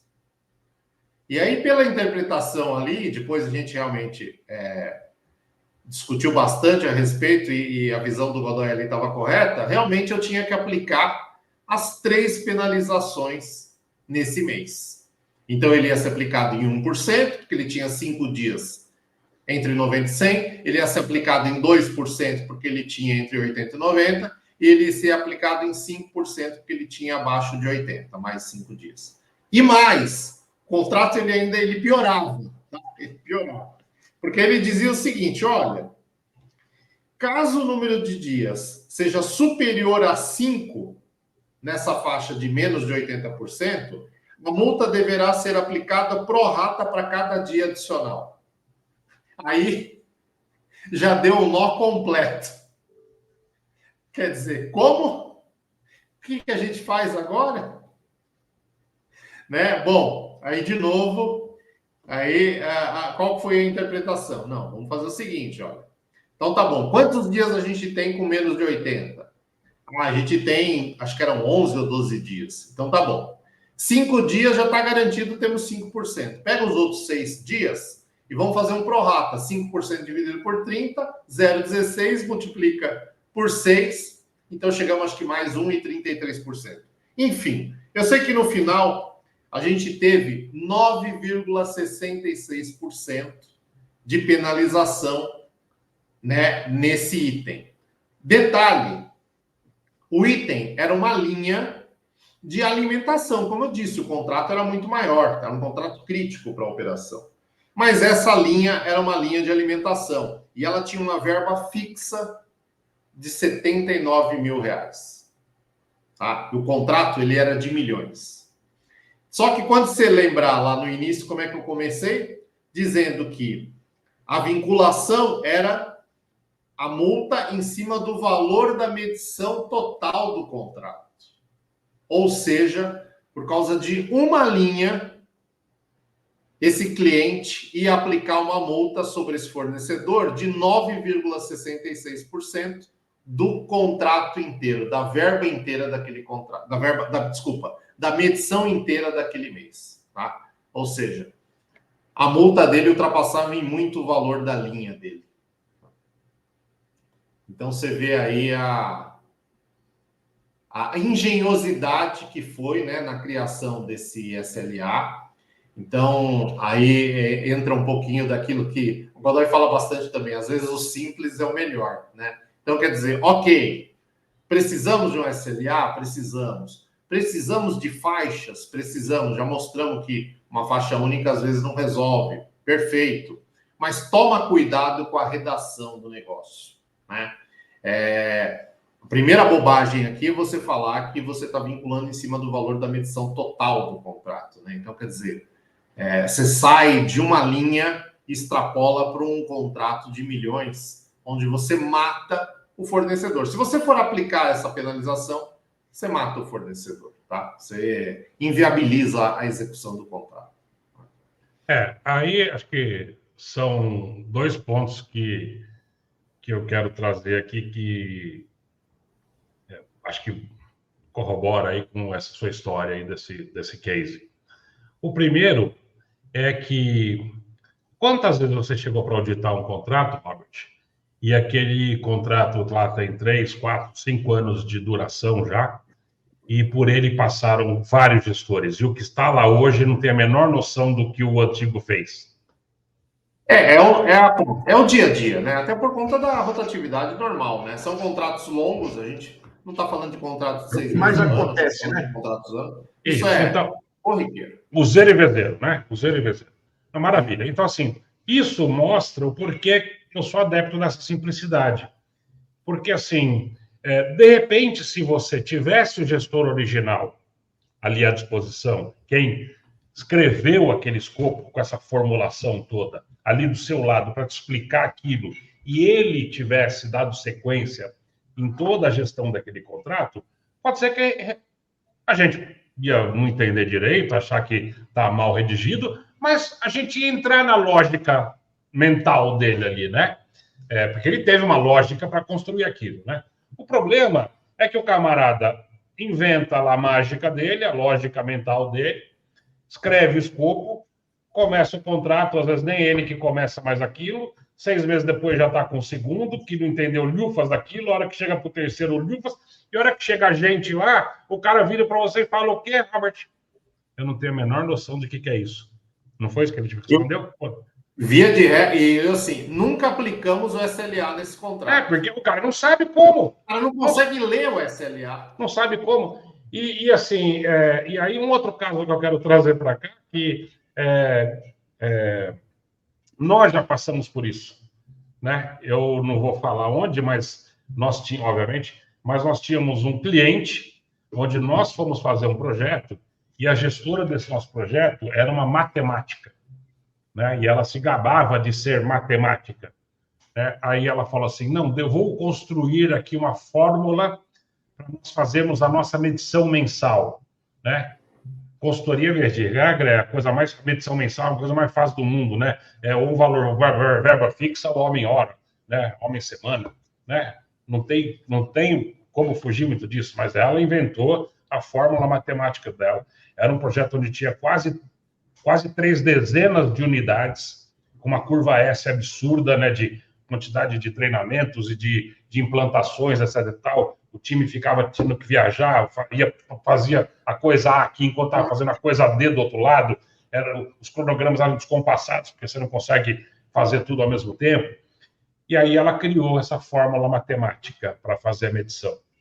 eu acho que terminou o projeto, ninguém tinha entendido o que a gente tinha medido durante todo o projeto, porque todo mês a gente olhava para a fórmula dela, olhava para a nossa realidade, sentava com ela e falava assim, e aí, Fiota, como faz? Né?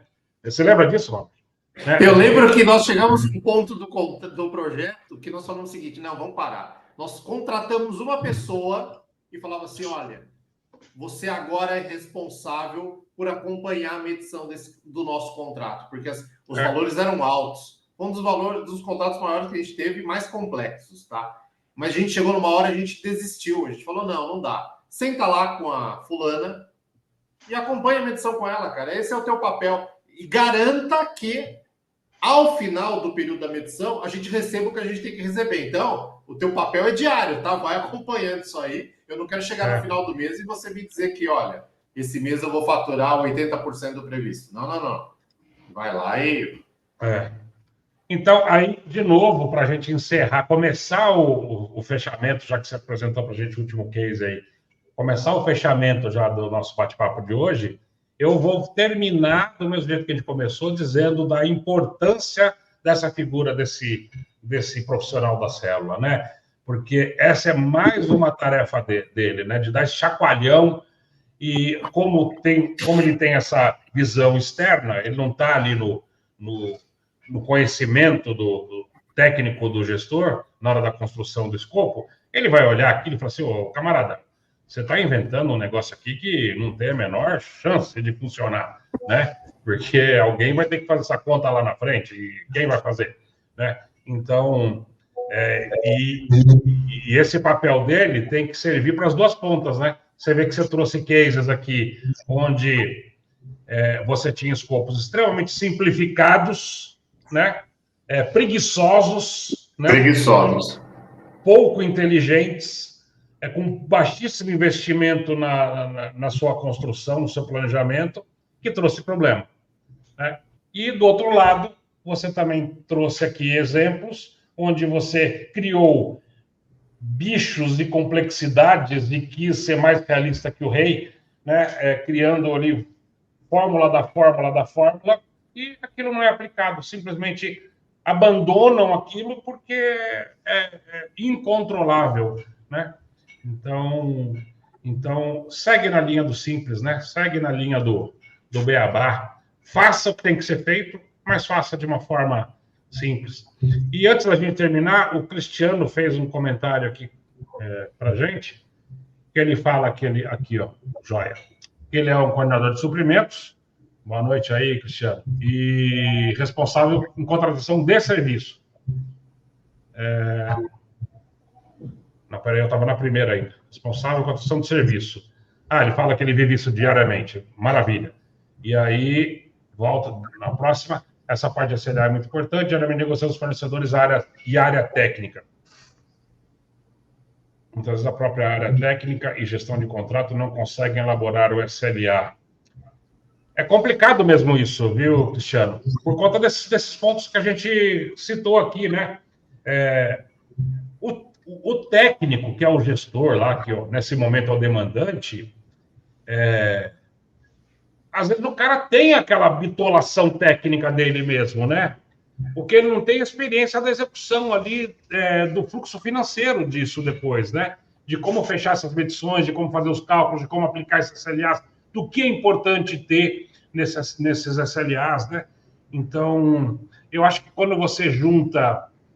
acho que o sucesso desse modelo é você juntar realmente o técnico operacional com o especialista na gestão, né? Acho que essa somatória aí dessas duas inteligências que dão fluidez aí para o processo, né? E aí, um dos pontos que a gente certamente pode te falar, você como um profissional de suprimentos, né? Esse é um depoimento que a gente tem, apesar de reforçar que nós não entramos na área de suprimentos, nos nossos processos, né?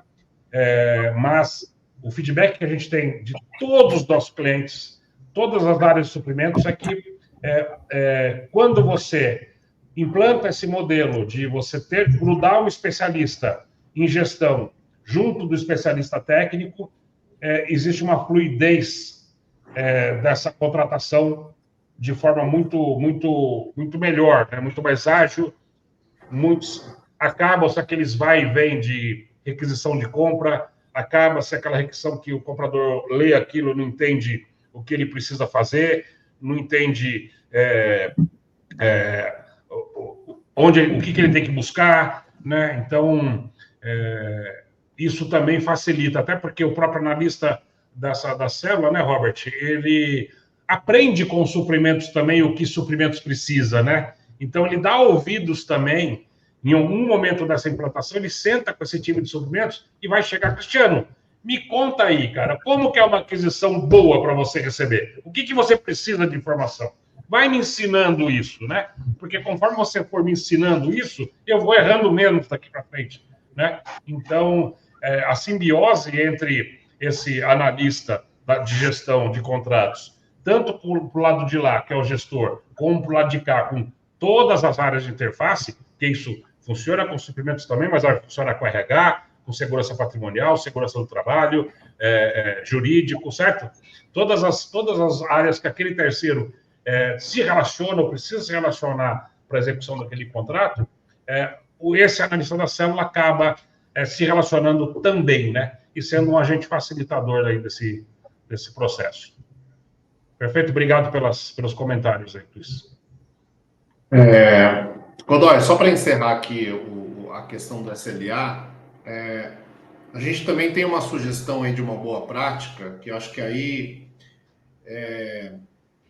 acaba sendo uma boa oportunidade de você verificar se o SLA que você construiu, ele vai ser efetivo, né? Lembra, a gente já viu os dois casos, um que é pouco efetivo e um que é impraticável.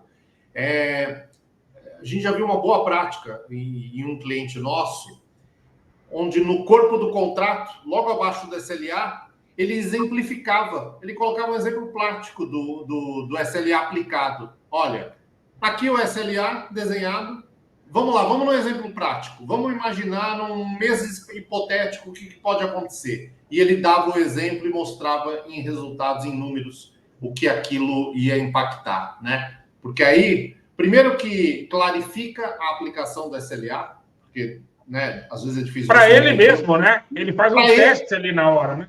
É a oportunidade dele exatamente olhar e dizer assim, cara, não, esse número aqui não vai fazer cosquinha no fornecedor, ele vai, né, ignorar esse SLA. Ou então não, ele vai olhar e vai falar assim, não, caramba, pera lá, eu tô matando o cara aqui, né? Não é isso que eu queria, não queria matar ele, eu só queria fazer com que ele cumprisse, né, a entrega, né? É uma boa prática também, tá? Maravilha. Agui, algum comentário aí, final aí, para a gente ir para os acabamentos? Vocês já vão fechar? Acho que já terminamos os nossos cases. Você quer trazer alguma coisa aqui? Por mim, a gente fica aqui até... Eu acho que os cases são impressionantes, na minha visão, assim, na forma... Até porque algumas coisas, para mim, é totalmente novidade. São situações em que vão servir muito de, digamos assim, de exemplos no nosso processo de venda, né, Bob? A gente contar cases para o outro cliente ou contar similaridades, ajuda muito no nosso processo de vendas. Então, se você não conta uma historinha de um exemplo, de uma situação que você já viveu, deixa um pouco vazio, né? Deixa uma certa lacuna, e o cliente gosta de ouvir, o prospect gosta de ouvir isso, porque ele sabe que ele muitas vezes ele mesmo está vivendo aquela experiência, como está o Cristiano Valério aí comentando sobre a vivência dele, o dia a dia, os desafios que ele está enfrentando no dia a dia. Não é só o Cristiano, não, deve ter pelo menos aí uns 100 cristianos desses, né, vivendo o seu drama diário e esse desafio constantemente. Então, é muito bom a gente trazer esses cases, esses exemplos, porque isso ajuda a passar a mensagem correta daquilo que a gente precisa passar para o pessoal que efetivamente vai estar interessado no nosso trabalho, no nosso serviço, para ganhar, para encontrar os ganhos que nós efetivamente também trazemos como consequência de um trabalho bem feito.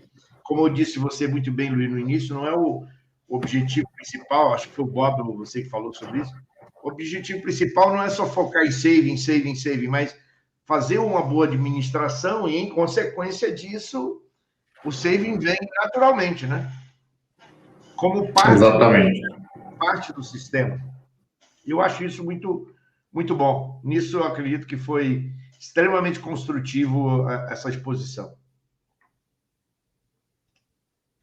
Maravilha.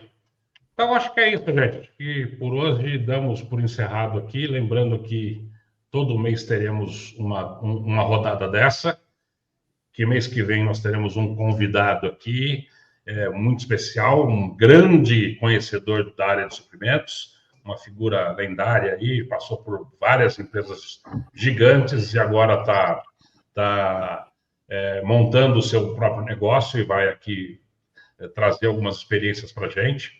Vai poder tirar nossas dúvidas também, Howard. Vamos apertar ele para entender como é que suprimentos pensa, né? E em hora oportuna aí a gente divulga esse nome e a nova data. Ok? Pessoal, muito obrigado, boa noite. Ajuda com a gente no Projeto Comunidade, se inscreva no nosso canal. Lembra que daqui a pouco essa live inteira está disponível. A partir de amanhã ou depois, cortes dela serão publicados diariamente com trechos dos assuntos específicos que a gente tratou aqui. Então, cada case, cada assunto dentro do case, sairão aí os cortes durante o mês inteiro. Obrigado, gente. Boa noite. E vamos Boa noite. Boa noite Valeu. a todos. Tchau, tchau.